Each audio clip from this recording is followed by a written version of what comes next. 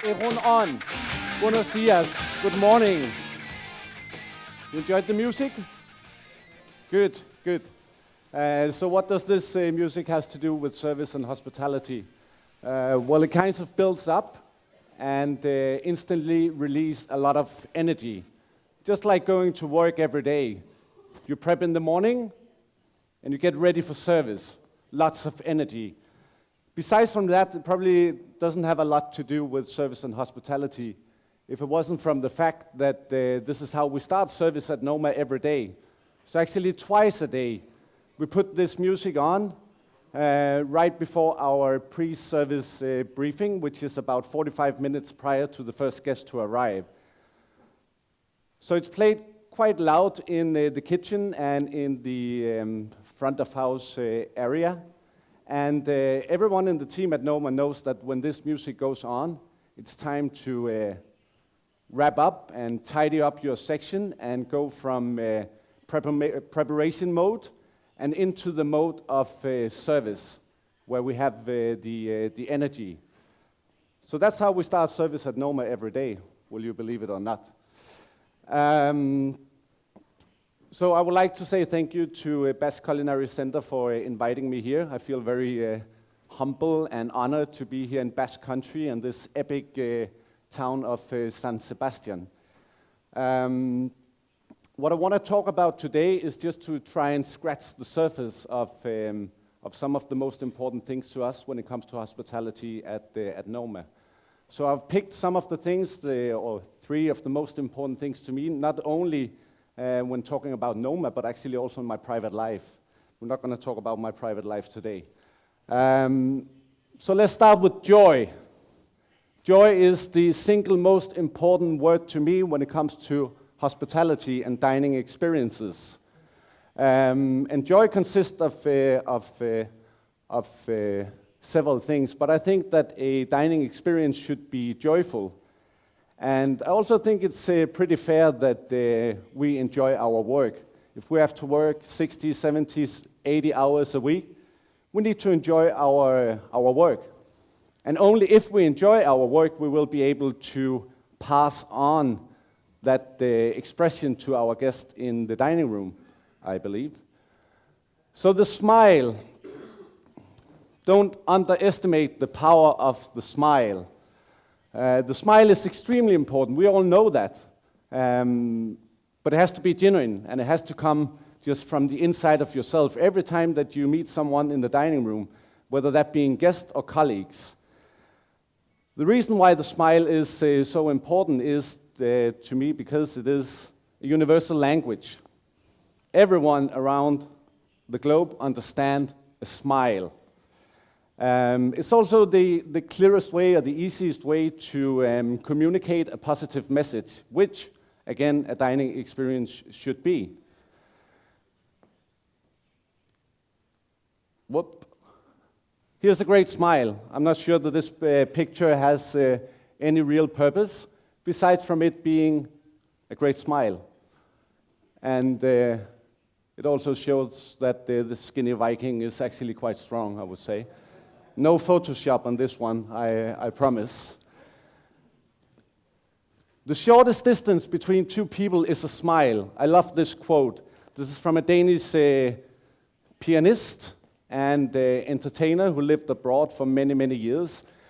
And I really, really like this because it says the shortest distance between two people is a smile. So a smile breaks down the boundaries that you potentially may have between the waiter or whoever is serving you and the guest.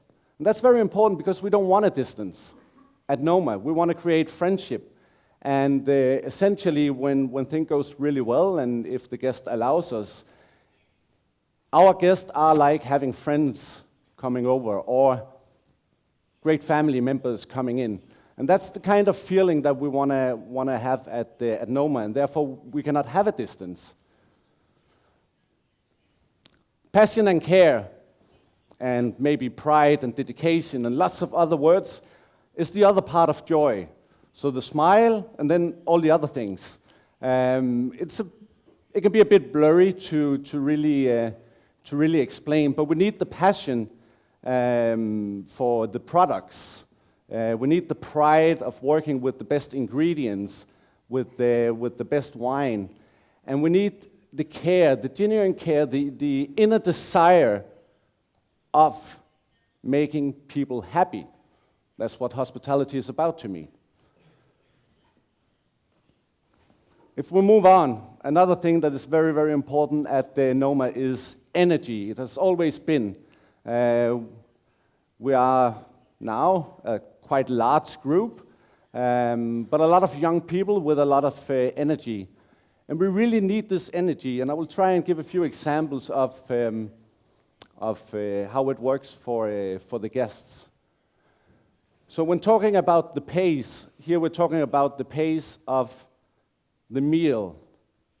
And at Noma, we're not that flexible when it comes to menu offers. We just have one menu. It can be probably anything between 16 and 20 servings, as it is at the moment.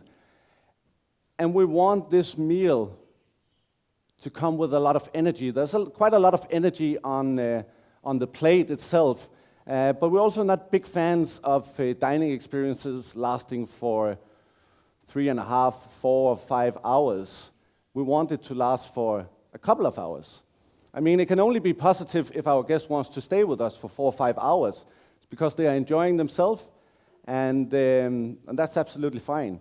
But the actual meal, from when you have the first serving until after the very last serving, we want to come with a lot of energy. And it also comes from a little bit, you can say that that's how we feel it, that regardless of how amazing a dish after a dish after a dish is, at some point it simply becomes dish after dish after dish. And in order to avoid that our guests get bored, if that could happen, we want this energy in the meal. So as soon as we clear a plate from a table, we serve the next one. And there can only be interruptions in this pace if you're going to the toilet or going for a smoke, or if you have a wish to actually slow down a little bit. But also with the energy, it's a lot easier to adjust things when you have a high level of energy to slow down than the other way around. So let's say you have guests. It can often be elderly people that can actually feel maybe a bit rushed or a bit stressed also from all the expressions surrounding this meal. So we can easily slow down the pace. However, it would be quite difficult if we were going in a slower pace and someone said, I want to eat faster. That would be quite a challenge for any organization to go that way.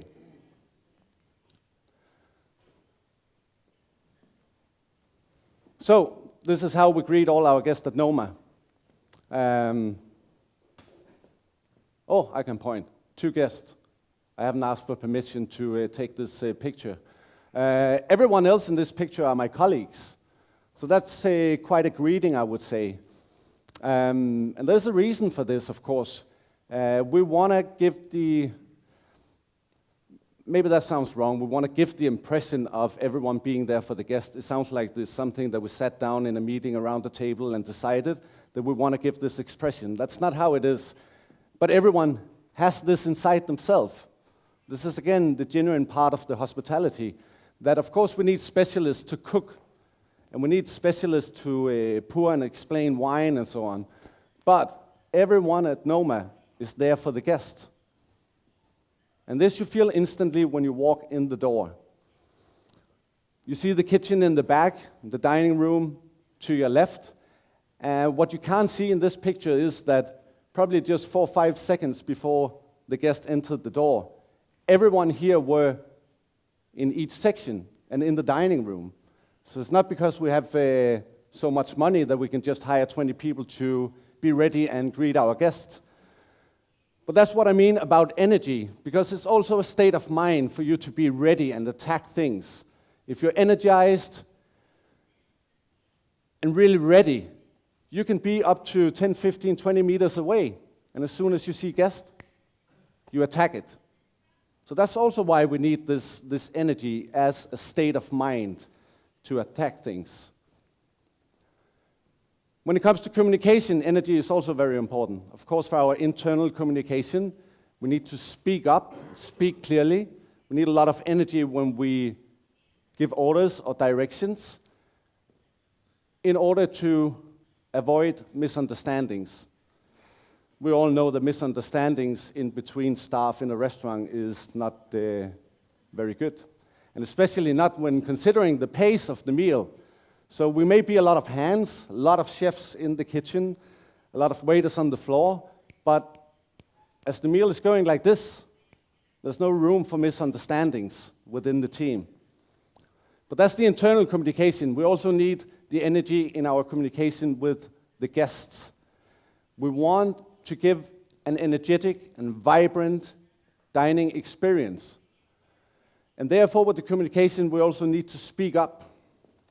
We have all tried both to enter a restaurant, maybe as the very first guest, or serve the very first guest in a dining room. It becomes whispering, and it can be a little, almost like you are attending a religious event or entering a public library. We cannot have that because there's no vibrance in those experiences. How joyful is it to go to the library, So we need this energy in the communication as well. We speak up. We speak loud. We may even sing on good days. It's my restaurant. I can do whatever I want. And that's actually another thing, doing whatever you want, which I also think is very important when talking about hospitality at Noma. It's very adjustable, it's very flexible, and situations are never alike. No humans are exactly the same. So, of course, with experience, you learn how to deal with different situations, but they're always smaller things. And you need to be ready to adjust things just to make sure you make the exact best experience for you, Dimi, or anyone else.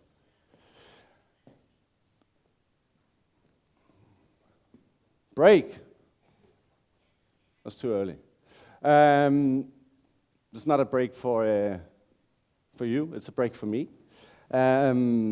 Just about 20 seconds where I won't talk. But I want us to use this energy that we talked about to do a little morning exercise. I think that's good for everyone. I don't know how common it is in Spain or the Basque country with the arm wrestling. Everyone knows it? Yes? And you love it. You can't wait, I can see. It's very obviously. So if I can please ask everyone to stand up and pair with the one next to them. So has everyone found a partner? Everyone is ready?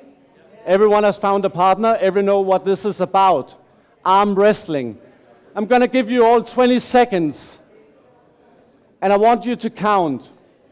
You know the purpose of arm wrestling is to get your arm down here, right? There are a few very, very good matches here.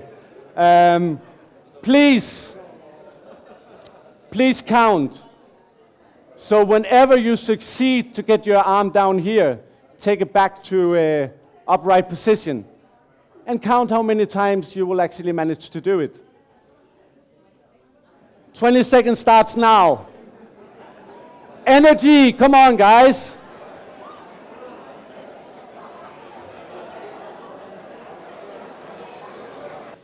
I hope it was fun for you. It was a lot of fun for me. And especially this battle going on down here was really, really good. Let me ask a question. How many of you managed to get it down 5 times? No one? 4 times? Yes? Yes. I think you totally misunderstood what this was about. Yes. I didn't say anything about that it would be a defeat getting your arm down here. I just asked you to get your arm down here as many times as possible. And only if we are clever and work closely together, we'll get the best result. So next time anyone asks you to arm wrestle like this, you're going to do like this. Yes?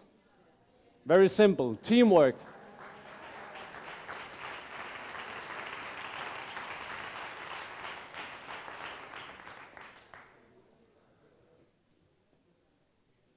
So why is teamwork important? Well, we just saw the result of this. And teamwork has always been a very, very important thing at Noma and a great team spirit. I'm just going to talk a little bit about how we try to secure this on a daily basis. But besides from that, we see the greatest result when working close together. I can also say, from a personal point of view, that very few things in life gives me greater satisfaction when achieving as a team. Sharing. We all enjoy to share. And we enjoy to achieve together. Just gives you more than achieving on your own, if you ask me. And we do occasionally receive emails from guests, some with complaints and some with praise. But the ones that impresses me the most or that I'm the happiest to receive are the ones where the guests say, we can see there's a great teamwork. It's a great friendship going on among the staff at Noma. And they really enjoy that. And it kinds of, I don't know, it's a very special thing to me. You go out to dine, it should be about the food, the wine, the ambience, and still some guests, they actually recognize the friendship within the team. That's very, very special to me. That's why it is important. So a great example of teamwork at Noma is something we call chefs in the dining room. Please accept my apologies for the poor result of the pictures. They're all taken with my iPhone camera, but that's the best I could do. So at Noma, of course, we have chefs. We need specialists to cook. And we have waiters and sommeliers because we need specialists to talk about the wine and pour the wine and set the table. But when it comes to actually serve the food, it's a shared responsibility. It's not the waiters. It's not the chefs. It is whoever is nearest by and has the time. And again, we need the energy for you to doing some task or being in your section, cooking a sauce or something, and the head chef shouts, pick up. And you just need to pick up. So it's a shared responsibility. And this can only work if everyone understands and respects the teamwork and the team spirit. And then sometimes it's just become magic. So beautiful. Lots of chefs in the dining room, you know, how they walk around in the dining room. They're not drunk. It's not sommeliers. It's chefs in the dining room. But it's just a really, really, sorry, Lars. It's just a really great example of the teamwork and team spirit at Noma. We share this responsibility. And how do we secure this on a daily basis? Well, there are lots of different things that we do, of course. But I would say one of the most important things is our hierarchy within the team. Of course, from an organizational point of view, we need certain managers to do different things. But as humans, we're absolutely equal, regardless of experience, regardless of nationality, regardless of how long you have been working at Noma. Everyone is equal, and everyone respects that. And that's a very important tool when want to create a good team spirit. Another thing is that I've been in charge of hiring every single front of house member for the past 11 years at Noma. And during this hiring process, the very last thing I say to people before they sign the contract is that I look them in the eyes and I tell them, I hope you're aware of your responsibility in the future which is a great responsibility to securing that our guests are happy every day. But just as important, that your colleagues are happy every day. And this comes back to this, that the hospitality comes from the inside. Only if the team is happy will we be able to make a happy experience for our guests. Then we have our team development program, which is for the front of house. It's not only for the team, it's also for the individual to progress. But that also comes a little bit from the fact that I believe that the more knowledge every individual has in a team, the less separation there is. So we need as many people as possible to be as good as possible. For the guest, surely, but also to create or avoid creating too big gaps or separations in the team. So our team development program, there's lots of things within that. I'm just going to touch a few of them. Monday events. This is built from a template. The front of house team gathers one Monday a month in their time off. They're already working quite a lot. To do something together. And we do this because we also need the passion and the inspiration of the people working with whatever product that we eventually will deliver in the dining room. That's the best way to get inspired and the best way to get the truth. That is, if you really face the people who is doing things. So it's a great way to be inspired. But the other thing is also that we actually, as a team, from a social point of view, are able to have some time together where there's no pressure, and no guests coming, and no tight deadlines. This is an example of it. This guy is Per Kølster, one of the most inspiring people in Denmark, if you ask me. He is the chairman of the Organic Association in Denmark. But besides from that, he's a farmer, but he's also a brewer and a cider maker. So the best way to get inspired is, of course, to pay this guy a visit. And he's quite unique because not only does he brew beer, he actually takes control of the entire process. So we start in the field where he grows his own barley. He explains about all the different types of barley and what is important with barley. It's quite a lot of things, I can tell you. And then we go inside the brewery to see what happens to this barley when it has been malted. And then we finish with a tasting of the beers and the cider. So we get all the way around this. That's one way of progressing and become better as an individual, but also as a team. We have our Saturday night projects. This is actually something that our kitchen is quite famous for at Noma.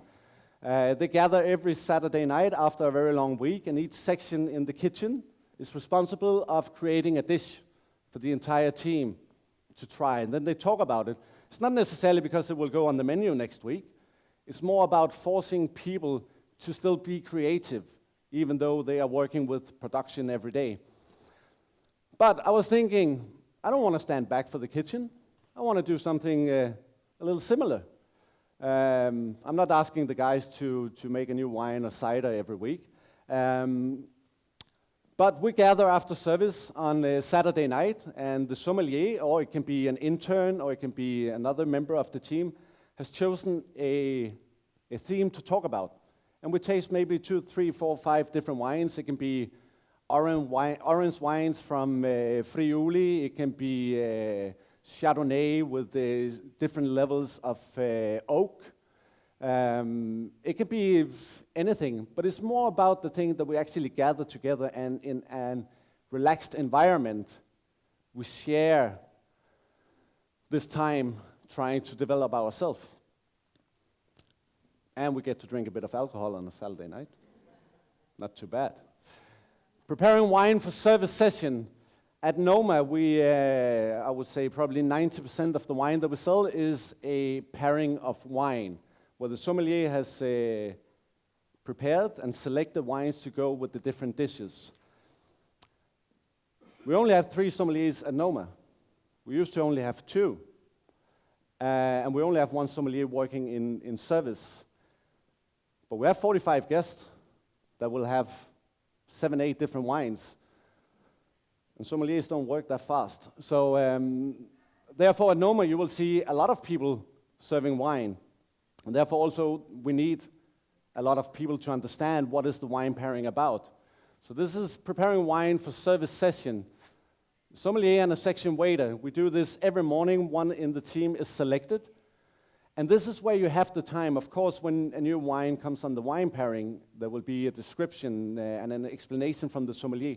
But this is where we have time to really dig into what are the thoughts about the different wines that we have on the wine pairing. So this we do every morning. And then we have our intranet, which is basically our communication platform for front of house. We share all different types of information on this. That can be anything from our events that we do on Mondays in a calendar.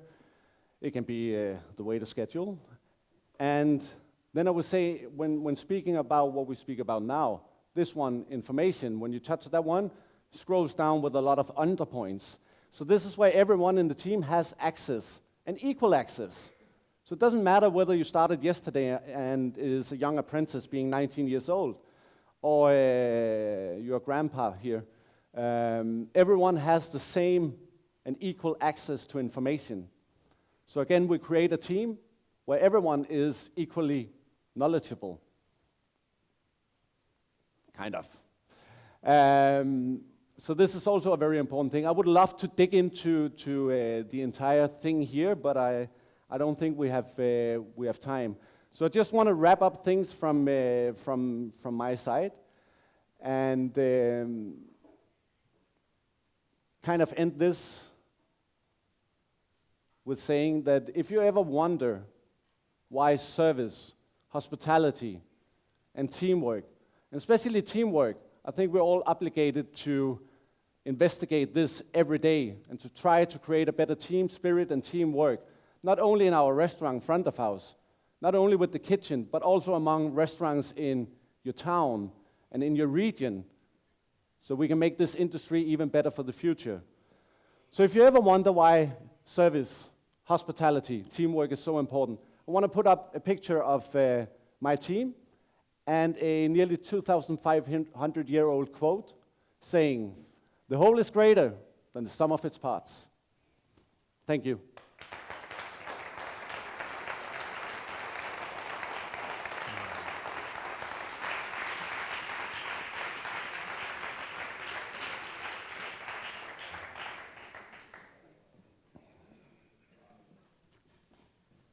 Yeah. Thank you. You're Thank welcome. You, Lau.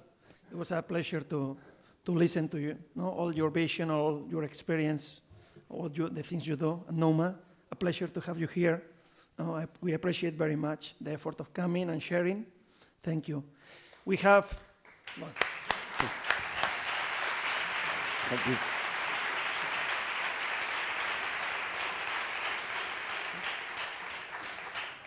although we are in the limit of our time, I think once we have you here, we have the possibility of some small questions, quick ones. If you want to do a question to Lau that is here, let's take the opportunity, and if not, we go to the next activity in the program, but please.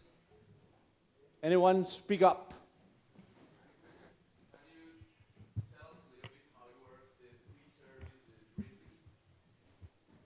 Yes, surely. Well, as I said before, this song is put on and everyone is ready to attack service. Well, we gathered the entire team, actually with only very few exceptions, which would be administration and maybe a few departments within the kitchen.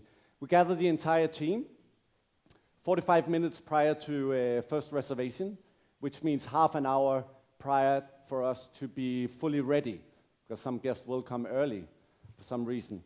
And it's run by our restaurant manager or one of the assistant restaurant manager. We go over our entire list of reservations to talk about whether we have any friends coming in. A lot of people say VIPs. We have a full dining room of VIPs. What are VIPs to us are what we call friends. And friends are most often, I mean, that can be, of course, personal friends of us, but most often it's colleagues from around the world. Chefs, front of house people, traveling from San Sebastian to Copenhagen. These are our friends, and we need to be aware of who is coming. Because we know that everyone in this industry is working their ass off.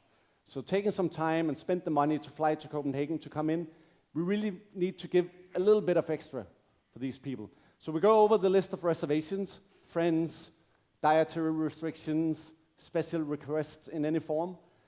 We divide the sections. So we have the organization settled for a service for front of house. And the head chef goes over the menu.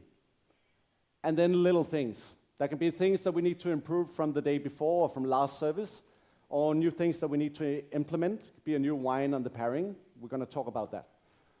So that is the pre-service briefing. Usually it takes 7-8 minutes.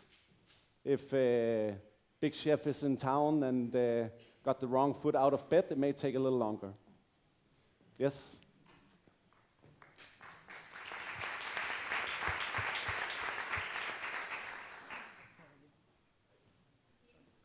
Hi, morning. First of all, thank you for coming. And how many hours do your staff spend at the restaurant during a service? I mean, you have a lot of things to do, and how you can get all the people there and spend the time there? I'm not sure I all understand your question. So how many hours do we work a day, or?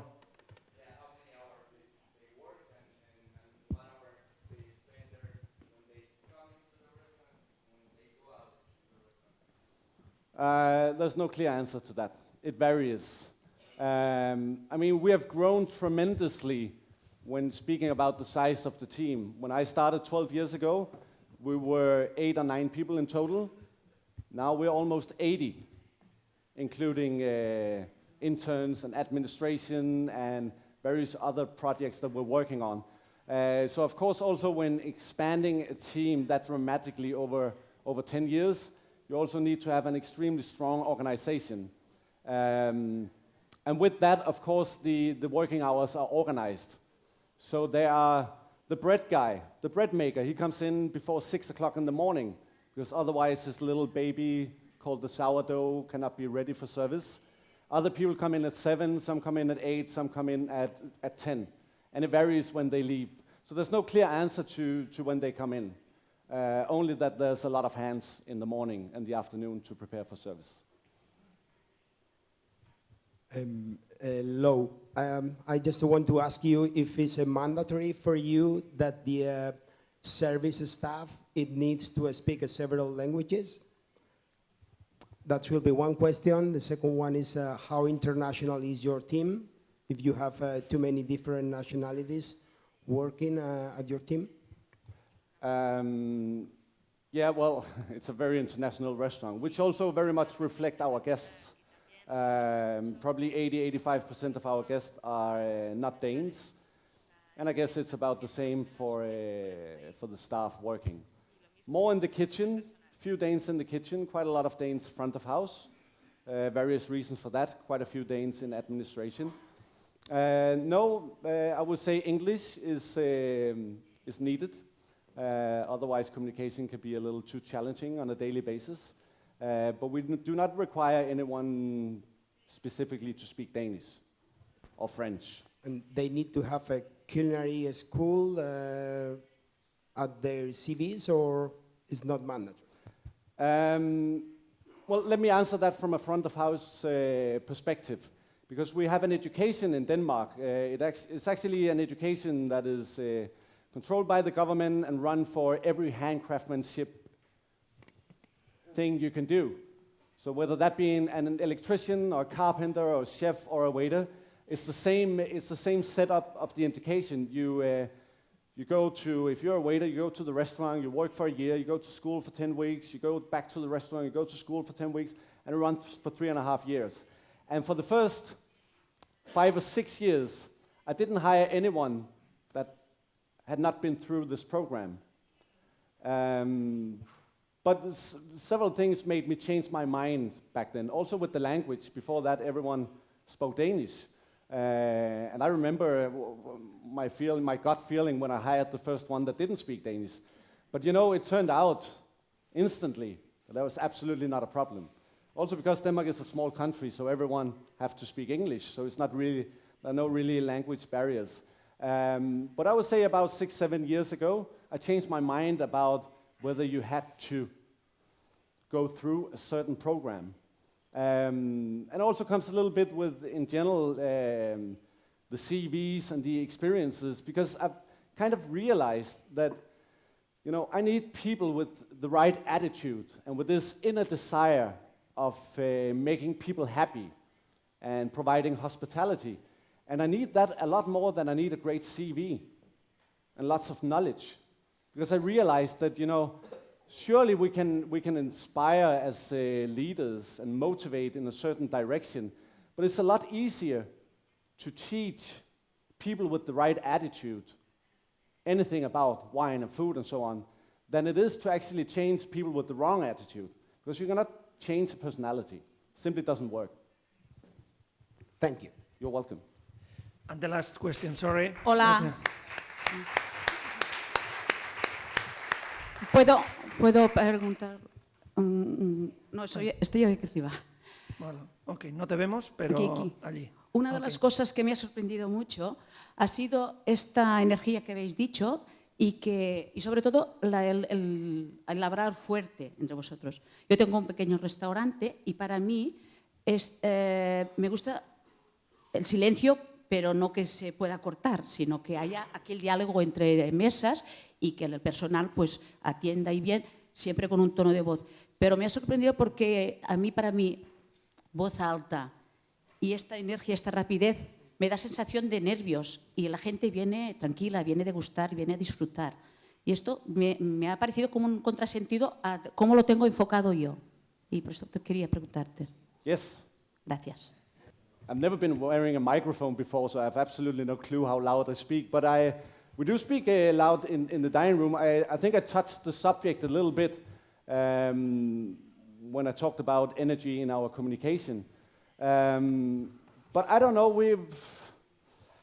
well, I mean, anyone should do whatever they think is right. And whatever expression, whatever product you want to deliver as a restaurant, anyone should do that. But I mean, we don't want to create an experience. I mean, we want to create a dynamic experience, an energetic experience. We want to create a close relationship with our guests. And honestly, I'm not a big fan of coming to a restaurant where there's a big distance, the big gap, the silence. To me, it becomes something religious, or as I said, like visiting a public library. To me, that cannot be joyful. It's not to me. I understand and respect if it is for other people. It's absolutely fair, but not to me. And it's not what we want to do at Noma.